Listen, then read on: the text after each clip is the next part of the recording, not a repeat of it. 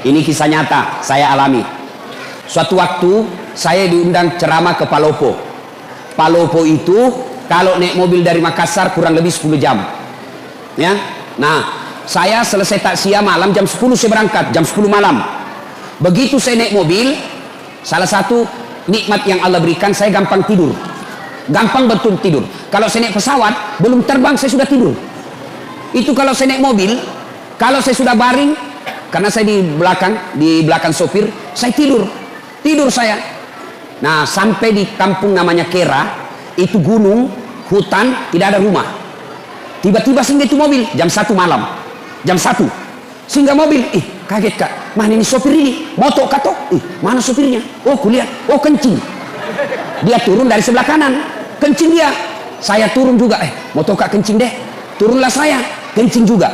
Begitu saya kencing, saya bayangkan, sekalinya ini sopir dia tidak tahu kah saya turun, matilah saya ini. Ternyata betul, saya lagi kencing, tiba-tiba ini sopir napa lari otona. Nasalaika oto, langsung lari setereku. Itu belum habis kencing, ku lari kak, woi nasalaika. Apalagi dia sudah tutup kaca mobil, lari. Jam 1 malam. Saya telepon, tidak ada HP. Selama perjalanan itu saya tinggal di jalan, semua mobil saya kasih singgah, tidak ada yang singgah. Yang mau ke Makassar saya kasih singgah, tidak ada singgah. Saya mau ke Palopo, tidak ada singgah. Kenapa? Dia kira kak mungkin pocong. Kenapa? Saya pakai putih-putih, songkok putih, baju putih, sarung putih di tengah hutan. Nah kira kak pocong. Saya mau bilang, mau kak di tengah-tengah jalan begini. Nanti ku bilang, nah kira betul kak pocong, nah tabrak kak. Lah haul, nah kenapa lah ustaz sih? Akhirnya apa? Nanti jam 6.15 pagi baru dia kembali ambil saya. Subuh, azan. Saya bilang, ini kalau pintar ini sopir, kalau azan subuh pasti dia baru kasih bangun kak. Betul azan subuh dia balik. Ustaz, subuh nih. Dari ustaz. Lalu sudah balik mobilnya nak kasih kencang. Sampai akhirnya jam 6.15. Bahasa bu, saya karena gerimis. Saya sholat di pinggir jalan hutan, tidak ada satupun yang ambil saya. Jam 1 sampai jam 6.15 baru dia datang. Begitu dia datang, saya mau tempelengi, lebih besar dari saya. Sudah nalawang ini dah kalah kak. Akhirnya sepanjang jalan saya diam-diam sampai di rumah jabatan wali kota Palopo. Langsung dia bilang wali kota, Ustaz, kenapa bisa kita lupa koper tak? Dalam hatiku, mak beli si sopir ini. Bohong lagi nih sopir. Ternyata nak lapor sama wali kota, dia kembali karena lupa kopernya Ustaz. Saya bilang bukan koper nak lupa, saya nak lupa itu sopir tak. Akhirnya apa? Sudah. Pas saya mau pulang, datang lagi tuh sopir, itu lagi sopir, mau antar kak pulang. Saya bilang sama wali kota, Pak Wali, saya sudah maafkan ini sopir tak, tapi jangan lagi diantar kak. Jengkel saya kalau lihat mukanya. Akhirnya Nabi bilang Pak Wali, ya Ustadz, nanti kita ganti sopir baru. Ini kisah nyata, fakta. Lalu apa kaitannya acara tak ini? Apa hubungannya dengan acara? Beginilah kita kalau sudah masuk di kubur. Ya? Almarhum sudah lebih 1 tahun meninggal. Saya baru 4 jam menunggu. Saya berharap ada yang ngambil saya. Ternyata tidak satupun mobil yang tinggal dan mau singgah mengambil saya. Itu baru 4 jam sudah setengah mati.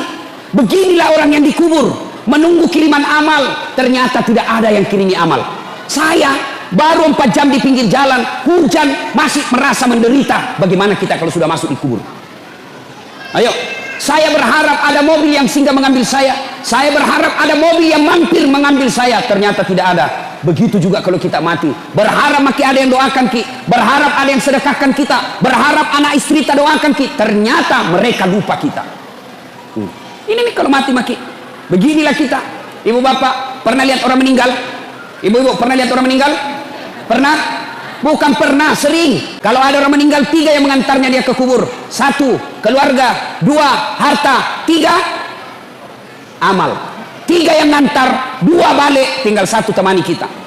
Siapa yang pertama? Keluarga, anak ikut ngantar, istri ikut ngantar, saudara ikut ngantar, menantu ikut ngantar, ipar ikut ngantar. Tapi siapa yang temani kita masuk? Ibu-ibu, kira-kira kalau meninggal ibu, mau suami tak masuk? Mau temani ibu? Namamu waktu tanah odok dulu, gunung kan kudaki, kemanapun kau pergi aku akan mengikutimu, laut kan kuda kurenangi, gunung kan kudaki, masjid kau lewati. Meninggal, masuk, kakinya saja dia tidak mau, bengkak matanya, tapi apa dia bilang? Bulan depan siapa ganti? Ayo bu, ada orang di Makassar temanku haji, meninggal istrinya, bengkak matanya pak, begitu dia sayangnya istrinya, bengkak matanya.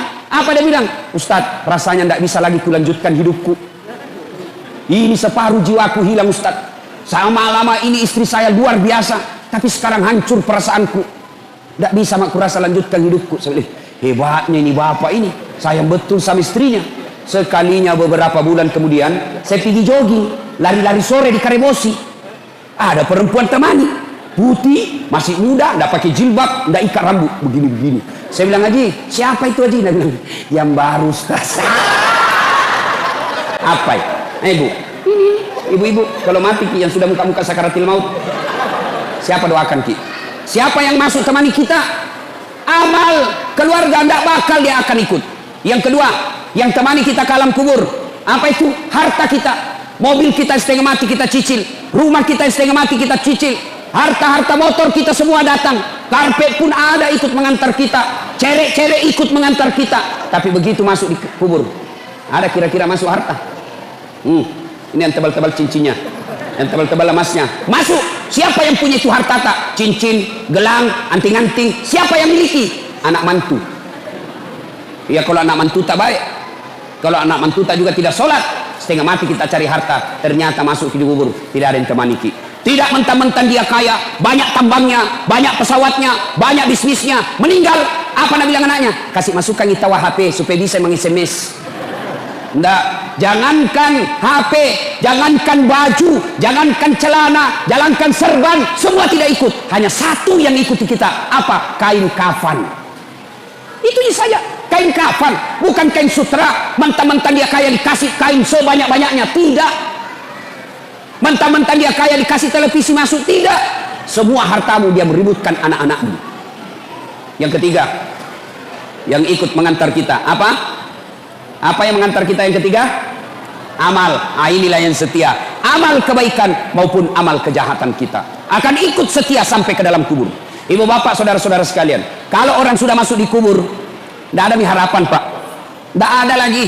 Kalau ibu dari Sulawesi Selatan, dari Pangkep, dari Sidrap, dari Pinrang, dari Mamuju, dari Majene, datang merantau ke Kota Baru, datang merantau ke Batu Licin, datang merantau ke Pagatan, ternyata sampai di Tanah Bumbu menderita, sampai di Tanah Bumbu susah cari uang, sampai di Tanah Bumbu menderita hidupnya, masih bisa kembali kampung, masih bisa kita kembali.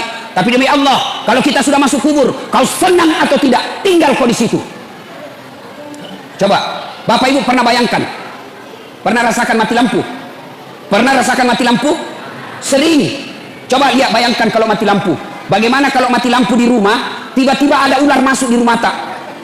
Ibu-ibu, bayangkan kalau lagi mati lampu, tiba-tiba ada ular masuk di rumah ibu. Menderita. Ular, turki, ular balu. Padahal itu rumah masih lebar. Dia masuk dari pintu itu, kita bisa keluar dari pintu sana. Rumah tak masih lebar, lampunya masih bisa nyalakan. Mati lampu, masih bisa dipakai lampunya HP tak. Masih bisa kita teriak, tolong kasih, tolong tetangga-tetangga ada ular. Masih bisa kita cari batu cobek, lempar itu ular. Tapi nanti kalau masuk di kubur, mati lampunya bukan satu hari, ditindis batu, ditindis tanah, lebarnya hanya setengah meter 30 cm, panjangnya 1,5 meter, ditindis batu. Pada saat itu tidak ada lagi temani kita kecuali aman. Maka saya heran kalau ada orang sudah tua masih juga tidak baik akhlaknya, masih juga tidak memperbanyak amal, mari ngerak kombok. Saya heran orang tak siap, belum juga baik agamanya, datang acara haul, datang acara keagamaan, pulang masih tidak baik agamanya, maka itu orang sudah mati hatinya. Nah ibu bapak saudara-saudara sekalian, masuk di kubur, yang pertama diperiksa sholat. Kota mani kiburu pak, bukan dulu diperiksa puasa, bukan haji diperiksa, bukan zakat yang pertama diperiksa. Apa yang pertama diperiksa ketika masuk di kubur? Sholat. Makanya sholat harus kita jaga baik-baik. Begitu para malaikat, para pengantar sudah kembali, dalam hadis dijelaskan, pengantar sudah pada kembali, pengantar jenazah, yang leman taraki, bahkan kaki yang terakhir masih didengar, datang malaikat. Tanya 5 perkara. 5 pakutanana malaikat. Kalau baik sholatnya, tidak usah bingung. Sholat yang akan jawab pertanyaan kita. Nah, sudah didokok nih, dibungkus ki. Ada orang meninggal ibu. Ya, ada orang pulang ceramah, dengar taksiah, penjual gogos. Tahu gogos? Tahu gogos pak? Tahu toh? Nah bilang sama istrinya, bu, besok-besok kalau saya mati, jangan mau kubungkus ke kain kapan. Banyak sekali pertanyaannya malaikat.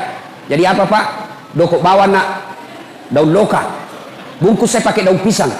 Kenapa? Tidak ditanya kak, dikira kak gogos. Jadi tidak ditanya-tanya orang. Baiklah, meninggal betul. Pas meninggal dibungkus kain pisang. Begitu ditanam, langsung datang malaikat. Dan bilang malaikat, ih, kenapa ada gogos ini? Tidak ditanya, langsung dia bilang malaikat, bakar. Dek, dari tanah langsung menitunuh. Bapak saudara-saudara sekalian. Nah, orang itu menghadapi sakaratul maut sebelum kita masuk di kubur. Sakaratul maut dulu kita hadapi. Orang menghadapi sakaratul maut macam-macam. Ya, pernah lihat orang sakaratul maut? Coba lihat itu. Saya, kalau ada orang meninggal itu siapa dipanggil? Siapa? Ustadz. Makanya jangan pandang enteng itu ustadz. Karena kalau mau mati siapa dipanggil? Pak Camat.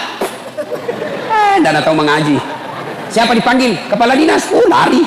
Siapa dipanggil? Ustadz. Makanya jangan kau pandang enteng itu ustadz. Karena ada saatnya sakaratul maut kau, dia yang tolong kau.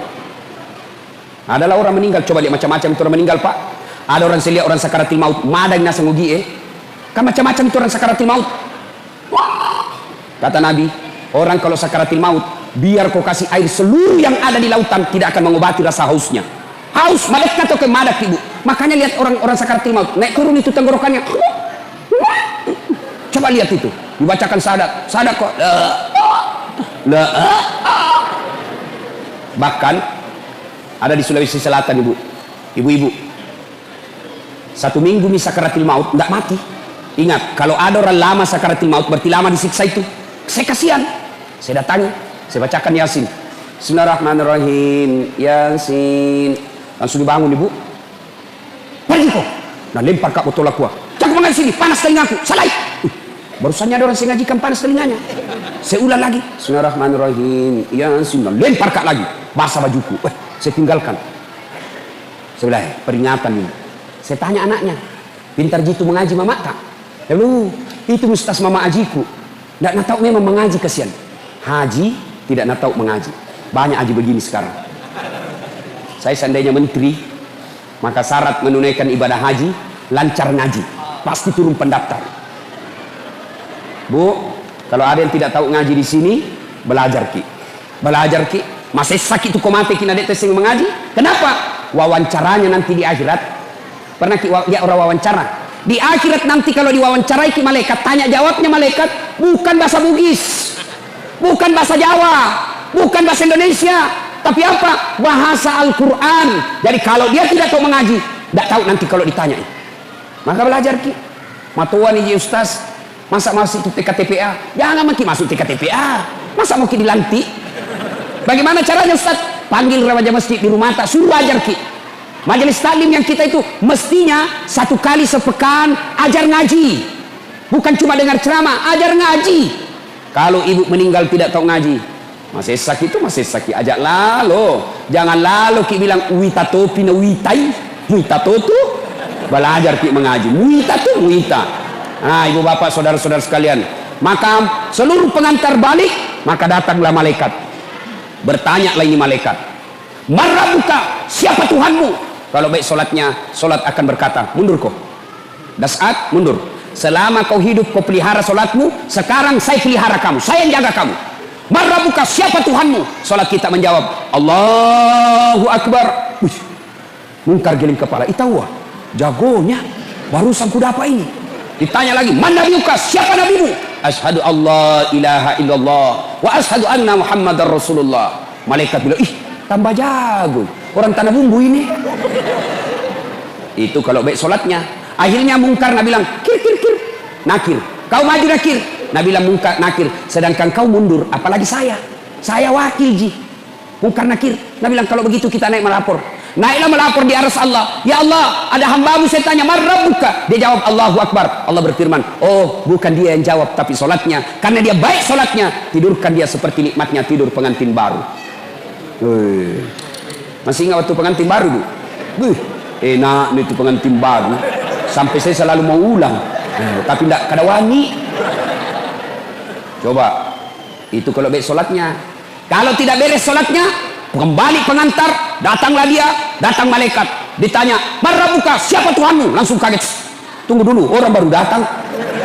Malaikat yang mau nagih, langsung disemes. Nah, jadi bubu, syarat pertama kalau mau selamat menghadapi sakaratil maut itu, perbaiki sholat. Kemudian ketika sakaratil maut sudah tiba saatnya, kita masuk di kubur, pertama diperiksa sholat. Maka setiap saya sholat ceramah ibu, sholat anak ini yang selalu saya ulang-ulang. Biar baik puasa tak, bangun ke masjid mewah seperti ini, tapi kalau tidak sholat tidak ada gunanya.